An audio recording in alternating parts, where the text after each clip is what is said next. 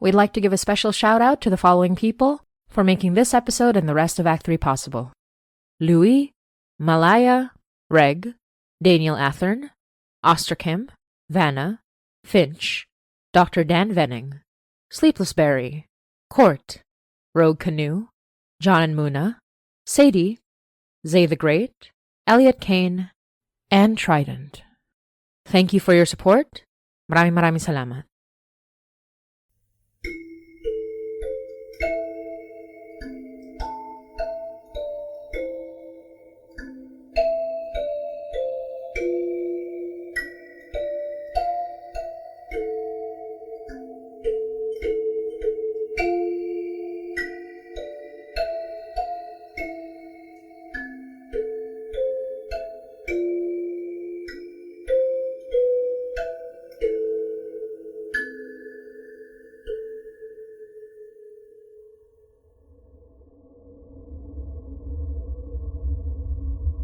You are listening to Hainai by Motsi Dapul. Episode 90. Paggising.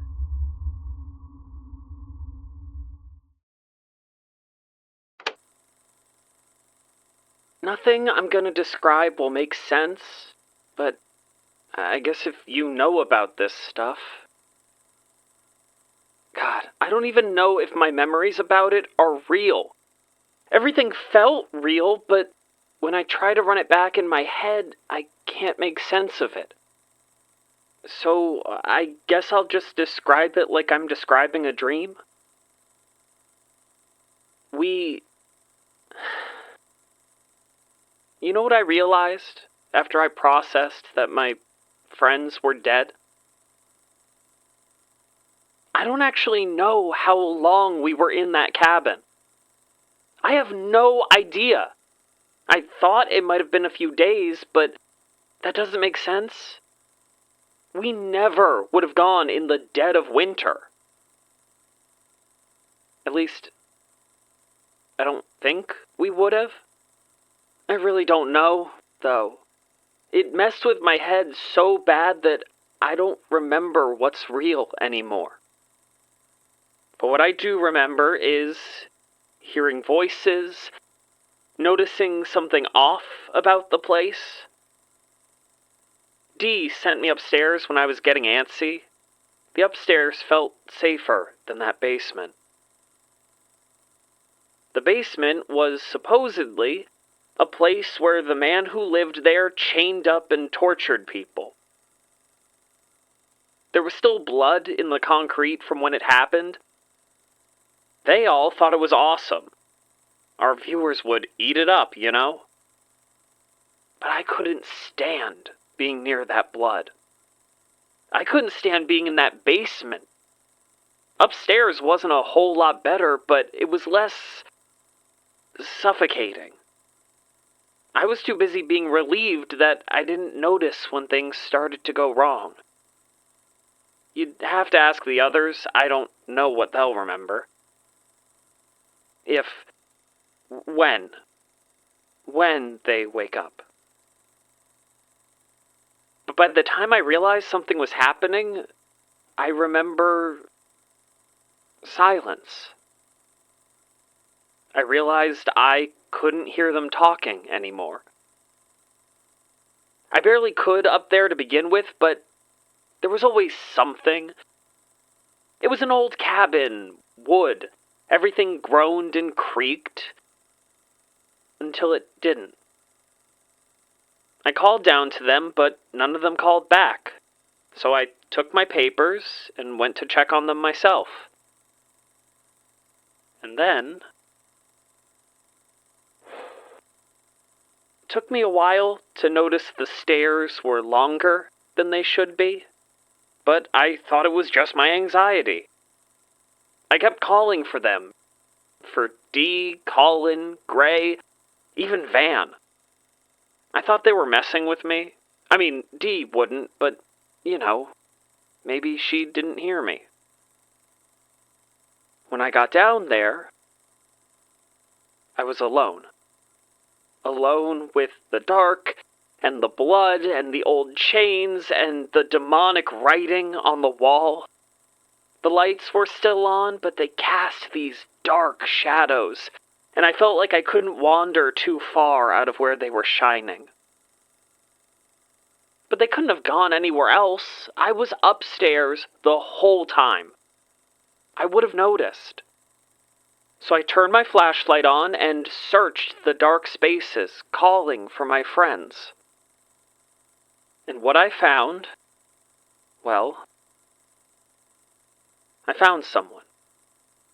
But it wasn't one of my friends. I shone my light and screamed my head off when I realized someone was there. It was a kid. This kid with big, bright eyes, emaciated, like they'd been down there for a while. The kid looked up at me with those eyes like they were confused. Didn't say a word, but looked around and held a finger up to their lips like they were shushing me. I don't know why I did it, but I kept my mouth shut. And we both listened to the silence of that cold, bloody basement. The first sound I heard was the kid gasping, looking at the bloody writing on the wall. I shone the flashlight at it just so they could get a better look, and their eyes scanned the writing like they knew something, like they knew what they were reading. I asked them, whispered. I wasn't sure if we were still trying to be quiet. I asked them if they knew where my friends went. Their eyes widened and they shook their head, and the floor was gone. I was falling. When I landed, it hurt like hell, and I found myself in the same basement, but this time there were people. None of them were my friends, but I knew who they were the moment we locked eyes. They all looked half dead already, staring at me with empty eyes. Someone was coming down the stairs, and I felt like I was going to die. I was so terrified. Then the kid, the one with the bright eyes, they were there with me, shushing me again and pulling me into the dark corners. I watched someone's long shadow walk down those steps, and I couldn't breathe. If he heard me. This time, I fell through the wall.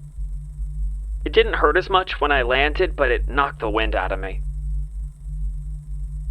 This time, I saw the bodies, chained to the wall, cold and dead, terror in their eyes and their rictus faces. I almost didn't recognize him then. But he wasn't as emaciated as them. He wasn't there for long enough to look like them. But his face was the same. His eyes. I had to cover my mouth so I wouldn't scream. It was Van, dead in front of me, chained to the wall, tongue hanging heavy, swollen out of his mouth, like a frozen piece of meat. I slipped, I fell, and someone grabbed my hand. The kid, shaking his head, looking terrified. "I can't be here," they said. "I'm sorry," they said. And they let me go. And I fell again. Dee hung from chains above me. I was on the ceiling now, and she was red all over, skin burned but barely charred. I couldn't breathe. Not her. Not Dee. I don't know how I know, but I knew that if I kept falling, I'd end up just like her. Just like Van, terrified and dead. and nobody was there to help me. I almost fell again. I heard someone coming down the stairs below me, and the only reason I was still on the ceiling was because gravity had shifted, but I could feel it shifting again, my grip slipping from the chains that hung from the ceiling. I held on as long as I could, and Dee's dead eyes watched me. For a second, it almost looked like she was terrified for me. But no, she couldn't see me at all. She was dead. She died terrified. When I finally slipped, I thought I'd fall through the floor, but no. Someone caught me by the arm, half sunken into the concrete. It seemed easy for them, almost, as they pulled me to my feet. It was a man, I think. That's what I remember, but I don't remember his face. Why don't I mean, I remember other faces, just not his. Because the basement was full now. Full of the dead, staring at us with terrified eyes. Every face starved except for Dee's. And Van's. I couldn't see the kid anymore. They were gone. But the rest of these people stared at us, moved when I wasn't looking. Though they weren't moving now. I think it was when I blinked, when they moved again. They were looking up this time, up at the stairway, terrified. And I could hear someone walking down. The man who held on to me told me to close my eyes, shut them tight. Don't open them, he said, until you can breathe again. And I did what he said. I felt myself falling again, but upward this time. I couldn't breathe at all, the air rushing over me and threatening to peel my eyes open. But I kept them shut tight, even as I started gasping for air. I couldn't take anything in. I thought I was going to die. But right as I was about to pass out, I took in a freezing breath. And I opened my eyes. I was outside the cabin. It burned behind me, the only thing keeping me warm. I thought I saw someone walking away, but I felt my consciousness slipping from me the moment I realized I was out. The moment I realized I was free.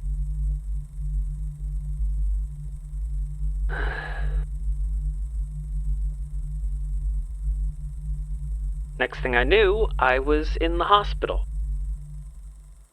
And I met you, Detective.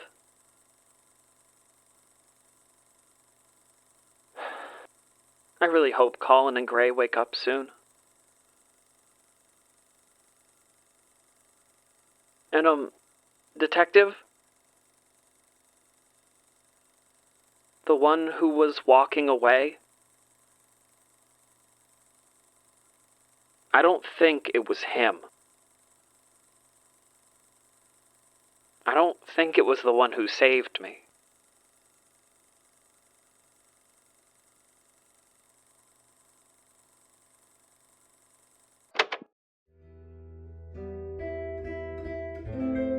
You're listening to Hainai by Motsi Dapul.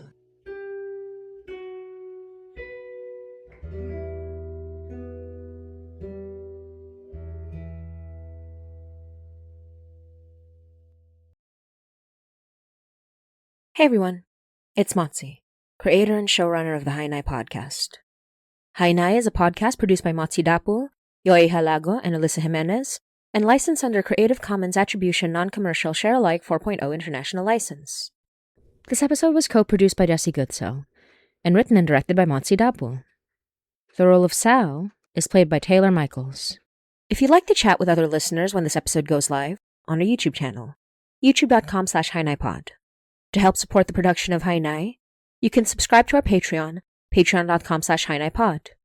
You'll get to be part of our early access program, where we release episodes 3 days early on Thursday at 9 p.m. ET or Toronto time. You can also get bonus video, audio, art, and much more. Speaking of Patreon, we'd love to give a special shout-out to the following patrons for all their amazing support. Mr. Bewald, Letizia Yema, Candy Corn Newt, Pamela Rosel Guerra, Petra, Emily Cole, Maha, Sai B.A., Brinks Variety, Didi Chenik, Chandra, Tony Baloney, Nay, Boyo, Phoenix Luna, Sabine, Jess No, Nanette Dapple, Mika, Matthew Upton, Lauren Walters, Anna, Sooks, Becca Terrier, Melissa, Flying Cabbage, Faye Fungi, Pablo Neurotic, Ostrakim, Megan, Jesse Goodsell, Malaya Light, and Victoria Goodwin. Thank you for all your support. If you subscribe at the ATET tier or the $10 tier and above, you get bonus episodes, bonus content, the full B-sides, and you get your name shouted out on every episode in the credits, just like our wonderful supporters here. If you can't subscribe monthly, you have the option to buy us a milk tea on Ko-fi. That's ko-fi.com/HainaiPod. Our ad-free Hainai album, which has our official music and full episodes from Act 1 and 2, is also available for both patrons and to purchase on our coffee shop. Check out our website, HainaiPod.com, for more info, and follow us on all our socials, on Twitter, Tumblr, Instagram, Facebook, and Blue Sky, and even our YouTube posts, at HainaiPod, for updates and more information, especially when we have special events. And as always, thank you, we love you, and hanggang sa muli.